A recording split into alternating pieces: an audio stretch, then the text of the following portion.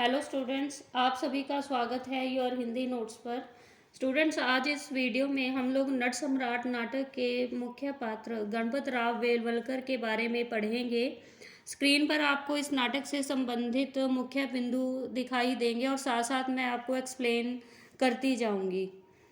तो नट सम्राट नाटक मूल रूप से एक मराठी नाटक है जिसकी रचना विष्णु वामन शिरवाड़कर द्वारा की गई है।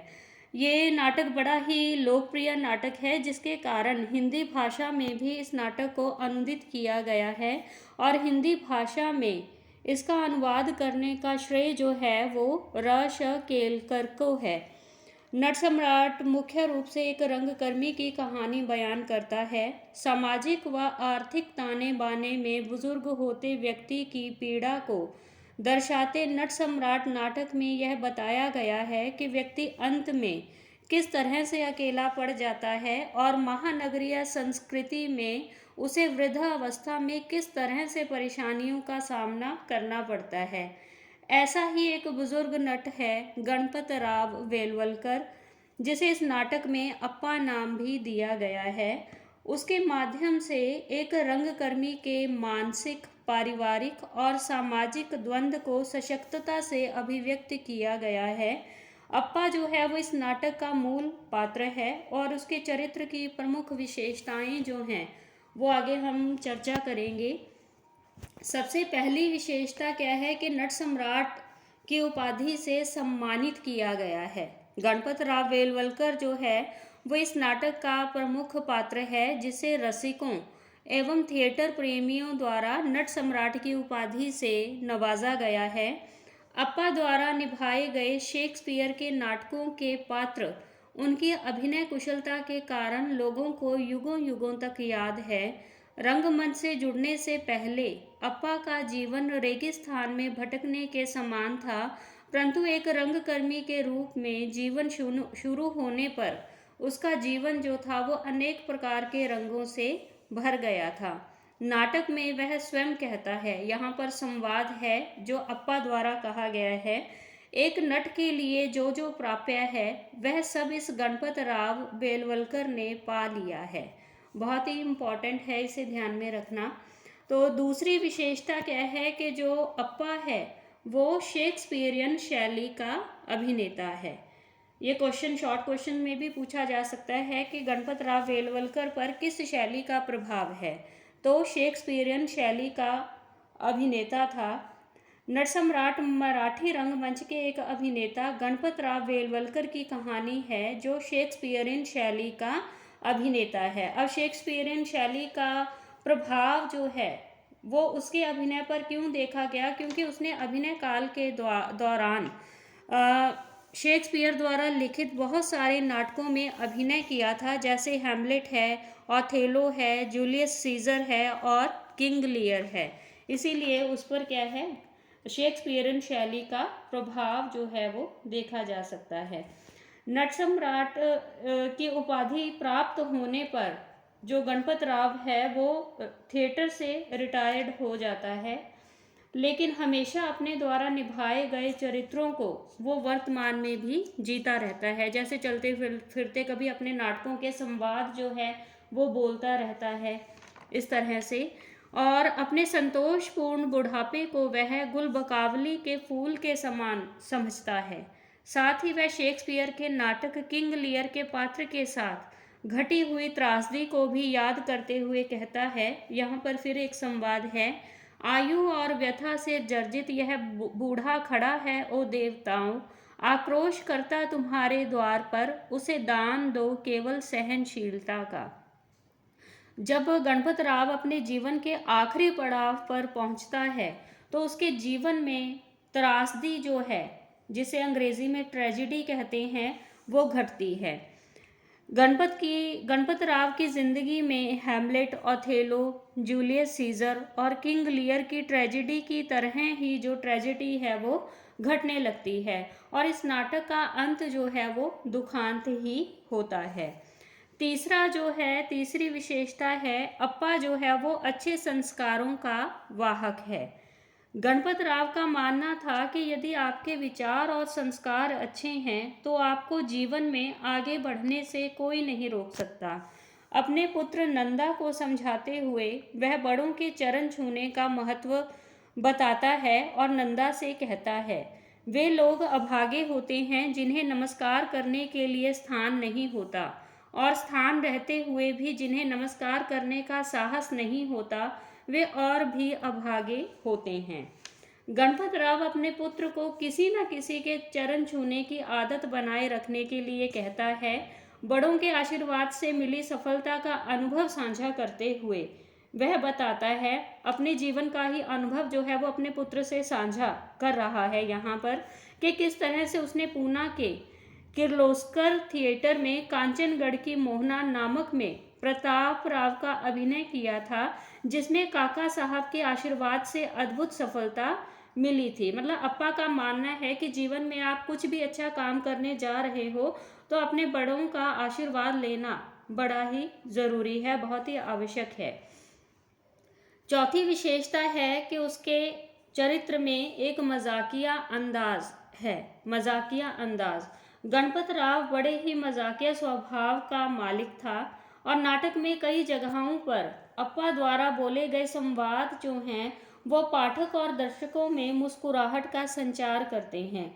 वे अपने बच्चों से, उनके बच्चे जो है नल्लू और नंदा, बहू जो है शारदा और पोती का नाम है सुहास, तो हमेशा ही वो किसी ना किसी बात को लेकर उनके साथ मजाक करते हुए हमें नाटक में दिखाई देते हैं। उदाहरण के लिए अप्पा द्वारा सुहास को खिजाने के लिए मजाकिया अंदाज में बोला जाता है कि तेरी मास्टरनी भाग जाती तो मुझे अधिक मज़ा आता। इस तरह के कई संवाद जो हैं वो आपको नाटक में देखने को मिलेंगे।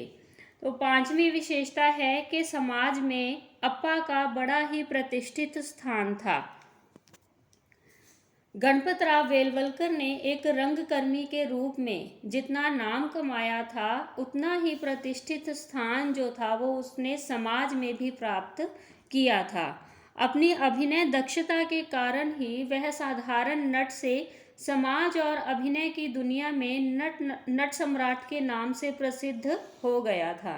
गणपत राव की पोती के लिए उस समय बड़े ही गर्व की बात होती है जब उसके स्कूल में आए अतिथि सुहास का पूरा नाम, जब सुहास अपना पूरा नाम बताती है कि मेरा नाम सुहासिनी नंदन वेलवलकर है, यह सुनकर जो अतिथि थे वो बड़े ही आश्चर्यचकित रह गए थे। उनके अचंभित होने का कारण क्या था कि गणपत वेलवलकर जो था वो नट सम्राट था और उसकी पोती थी सुहास। सुहासिनी अपने दादा को अतिथि की बात बताते हुए कहती है, यहाँ पर नाटक के ही संवाद हैं, कि मैंने कहा मेरा नाम है सुहासिनी नंदन बेलवलकर। उन्होंने कहा बेलवलकर कौन? मैंने बताया मेरे पिताजी के पिताजी बहुत बड़े नट थे। और इतना कहते ही वह मज़ा आया दद्दा वे चट से उठे और बोले, तुम गणपत राव वेलवलकर की पोती हो। तो इस तरह से जो है ये नाटक में संवाद आते हैं, जिससे पता चलता है कि गणपत राव वेलवलकर जो था वो केवल अभिनय के दुनिया में ही नहीं बल्कि समाज में ही बड़ा ही प्रतिष्ठित स्थान जो था वो रखता था। अगला पॉइंट है पत्नी के प्रति आदर एवं प्रेम। गणपत राव अपनी पत्नी कावेरी से प्रेम करने के साथ साथ उसका बहुत आदर सम्मान भी करते थे, क्योंकि कावेरी का संपूर्ण जीवन घर परिवार और जिम्मेदारियों को ही समर्पित रहा था। अप्पा इस समर्पण को भली भांति समझते थे, इसीलिए उन्होंने अभिनय की दुनिया से जितना भी कमाया था उसमें से ही कुछ राशि निकालकर वह कावेरी के लिए चंद्रहार खरीद कर लाते हैं, क्योंकि कावेरी ने जिंदगी भर अप्पा से कभी कुछ नहीं मांगा था। अप्पा पति की तुलना एक जहाज के साथ करते हैं और पत्नी की तुलना बंदरगाह से करते हैं। इससे संबंधित नाटक में एक संवाद है जो अप्पा कावेरी से कह रहे हैं। जहाज की विजय का जय जयकार बंदरगाह में होता है, पराजय की सांत्वना भी उसे बंदरगाह में ही मिलती है। इतना महान है बंदरगाह, यानी पत्नी, यानी तुम। अगली विशेषता है बहू बेटे द्वारा उपेक्षित। गणपत राव बेलवलकर के जीवन की त्रासदी उसके बेटे और बहू के घर से शुरू होती है। अप्पा के बेटे का नाम नंदा है और बहू का नाम शारदा है।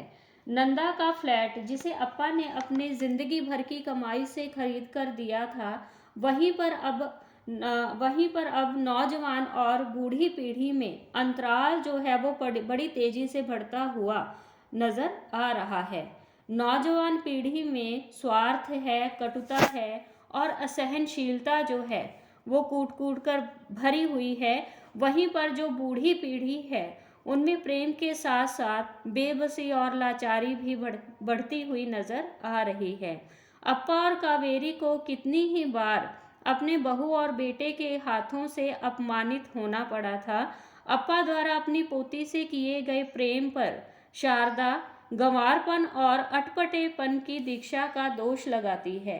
शारदा बात बात पर अप्पा का अपमान करती है क्योंकि शारदा और नंदा बनावटी जीवन जी रहे हैं और अप्पा जो है वो सादा और साधारण जीवन में विश्वास रखते हैं।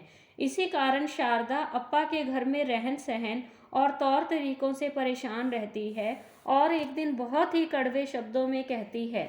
यहाँ पर फिर से नाटक में से ही एक डायलॉग है, ना शिष्टाचार है, ना सौजन्य, ना सभ्यता।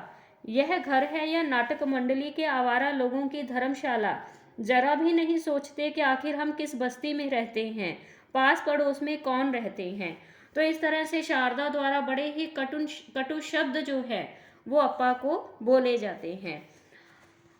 8वां पॉइंट है नाटक में सबड्यूड टोन का विरोध। तो सबड्यूड का अर्थ पहले यहाँ पर समझ लेना चाहिए। सबड्यूड का अर्थ होता है सॉफ्ट। तो गणपत राव बेलवलकर जो है वो एक मंझे हुए कलाकार थे। वे स्टेज क्राफ्ट और अभिनय की बारीकियों से भली भांति अवगत थे। इसीलिए सुधाकर के बड़े साहब, उनका नाम मिस्टर कलवनकर है और उनकी पत्नी मिसिस कलवनकर। गणपत राव बेलवलकर एक मंझे हुए कलाकार थे। वे स्टेज क्राफ्ट और अभिनय की बारीकियों से भली भांति अवगत थे। इसीलिए सुधाकर के बड़े साहब कलवनकर और उनकी पत्नी जो है वो अप्पा से हैमलेट नाटक के संबंध में सुझाव लेने के लिए सुधाकर के घर में आते हैं, क्योंकि वो दोनों इस बार हैमलेट नाटक खेलने वाले थे। यहाँ पर ध्यान रखना है कि मिस्टर कलवनकर जो थे वो सुधाकर के बॉस थे और उनकी भी अभिनय में रुचि थी और अभिनय करने के साथ साथ वो शेक्सपियर द्वारा लिखित जो हैमलेट नाटक है उसमें एक नया प्रयोग भी करना चाहते थे। मतलब जिस शैली का प्रयोग करके गणपत राव नाटक खेलते आ रहे हैं उससे कुछ अलग करने की बात जो है वो कलवनकर करते हैं। ठीक है, परंतु जो अप्पा है वो इस बात से भी अवगत है कि कलवनकर की जो रुचि है वो उससे भिन्न है। जिस अभिनय के द्वारा उसने समाज में इतना नाम कमाया है उस अभिनय से जो है वो कलवनकर कुछ अलग तरीके का अभिनय जो है वो करना चाहता है। इसीलिए जब कलवनकर द्वारा सुझाव मांगा जाता है तो अप्पा उससे कहता है, यहाँ पर नाटक का संवाद है कि मेरा विचार तो यह है साहब कि ना तो ब्रह्मपुत्र गंगा को बताए कि कैसे बहना चाहिए और ना गंगा ब्रह्मपुत्र को। एक ही पहाड़ से दोनों निकलती हैं और एक ही समुद्र में जा मिलती हैं, पर दोनों के रास्ते भिन्न हैं। बहुत ही इम्पॉर्टेंट है, इसे ध्यान में रखना। अप्पा जो है वो नई स्टेज क्राफ्ट से अच्छे से अवगत है, लेकिन सबड्यूड टोन के वो विरोधी थे। रिहर्सल देखने के बाद उन्हें शिकायत इस बात की रहती है कि पात्रों का बोलना समझ में नहीं आता, क्योंकि जो कलवनकर है वो नाटक में सबड्यूड टोन का प्रयोग कर रहे थे। इसीलिए अप्पा कहते हैं कि नाटक में संवाद बोले कैसे जा रहे हैं ये कुछ भी समझ में नहीं आ रहा। अप्पा कहते हैं यहाँ पर नाटक का ही संवाद है कि कोई बड़बड़ाता है, कोई गुनगुनाता है, कोई कानाफूसी करता है तो कोई फुसफुसाता है। कोई भी ठनठनाकर नहीं बोलता कि 700-800 लोग जो है वो सुन सके। ठीक है, उनका मानना था कि अगर सबड्यूड टोन का प्रयोग करेंगे तो वो आवाज़ केवल रंगमंच तक ही सीमित रहेगी। आगे कितने दर्शक बैठे हैं, अगर वहाँ तक ही आवाज़ जो है वो अच्छे से नहीं पहुँच पा रही है तो ऐसे में अभिनय करने का फ़ायदा ही क्या है। और साथ ही साथ अप्पा जो थे, समय के साथ साथ जो रंगमंचिया बदलाव आ रहे थे वो भी अप्पा को पसंद नहीं थे। अगला पॉइंट है नल्लू, जो अप्पा की बेटी है, उसके द्वारा चोरी का आरोप लगाया जाना। अप्पा एक ऐसा व्यक्ति था जिसने अपने जीवन में केवल प्रेम को ही महत्व दिया था। उसका संपूर्ण जीवन रंगमंच एवं अपने बच्चों की खुशियों के लिए ही समर्पित रहा था। अपने जीवन काल के दौरान उसने जो भी धन संपत्ति कमाई थी, उसका कुछ ही हिस्सा थिएटर संस्थाओं को देकर और बाकी सब कुछ अपने बेटा और बेटी में ही बांट दिया था। परंतु जब अप्पा को अपने बेटे और बेटी के प्रेम और सहारे की आवश्यकता थी, तब उसका बात बात पर क्या है, अपमान किया गया। अप्पा उस समय बिल्कुल ही टूट जाता है जब उसकी बेटी के द्वारा अपने पति सुधाकर की सारी तनख्वाह चोरी हो जाने का आरोप अप्पा पर लगाया जाता है। अप्पा चोरी के आरोप को सहन नहीं कर पाता और नाटक में लाचार और बेबस होकर कहता है, मैं चोर हूँ, मैं चोर हूँ, मैं अप्पा बेलवलकर नट सम्राट, जिसने लाखों रुपए गुलाल की तरह उड़ा दिए, वह गणपत राव बेलवलकर चोर ठहराया गया अपने बच्चों के घर में। हे भगवान, मैं और सब कुछ सहन कर लेता, लेकिन यह। अगला पॉइंट है, लास्ट ही है ये, स्वाभिमानी। गणपत राव बेलवलकर जो था वो बड़ा ही स्वाभिमानी पात्र है। अपने पुत्र नंदा के घर में अपमानित होने पर वह उसका घर छोड़कर अपनी बेटी नल्लू के घर में पत्नी कावेरी के साथ रहने के लिए आ जाता है। परंतु चोरी का आरोप लगाने पर और कावेरी की मृत्यु के पश्चात अप्पा नल्लू का भी घर त्याग देता है, क्योंकि उसका स्वाभिमान उसे उस घर में रहने की इजाज़त नहीं देता जहां उसका अपमान हुआ हो। घर छोड़ने के बाद अप्पा बेसहारा राजा से मिलते हैं, जिसमें किसी प्रकार का कोई स्वार्थ या छल कपट नहीं होता, और जो राजा है वो भी अपने माता पिता द्वारा छोड़ दिया गया होता है, उसकी तरह जैसे लास्ट में अप्पा जो है वो बिना घर परिवार का हो जाता है, राजा भी उसी तरह से होता है।